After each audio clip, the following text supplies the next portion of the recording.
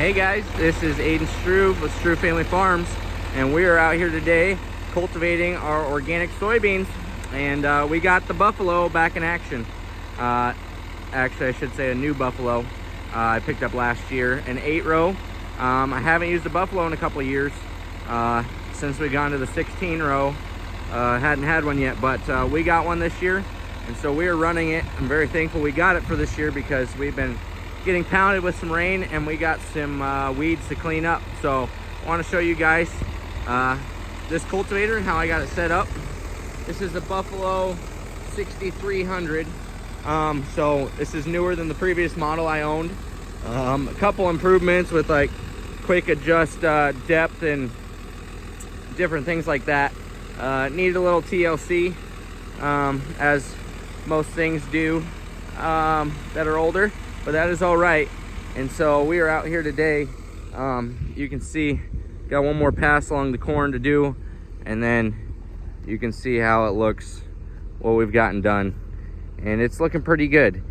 We've gotten like 6 inches of rain in the last 2 weeks, so you can see this low spot over here, the beans are still yellow, and over through here you can see the corn is yellow. Thankfully, other than over yonder, there's some drowned out.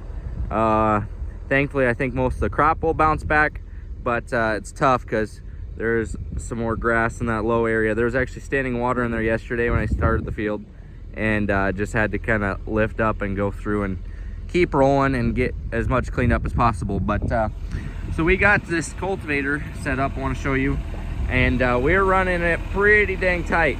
Got the cutaway discs.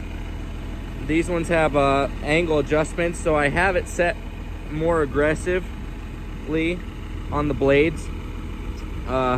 Couple reasons. One is just to throw more dirt action for the heavy grass spots. Two, it is allowing me to cut closer to the beans, but then stay away from the roots a little bit. That's the nice thing about the curvature of the blades, is at the top where the weeds are, you know, they're rolling in towards the beans, but then at the bottom it's not cutting full depth. So I am running currently with only 7.5 inches between the disc blades. That is tighter than I've ever run anything, so it is testing my skills for sure. But as you can see, I think it is worth it. There is one row over here that I took out on a couple passes ago, so I gotta be paying attention. But as you can see, cutting that close and then moving quickly is really cleaning these beans up. There was quite a bit of pigweed in here yet. Not horrible. This field was alfalfa last year, just for reference, but it was definitely, if we walk over here, you can see kind of what we had to work with.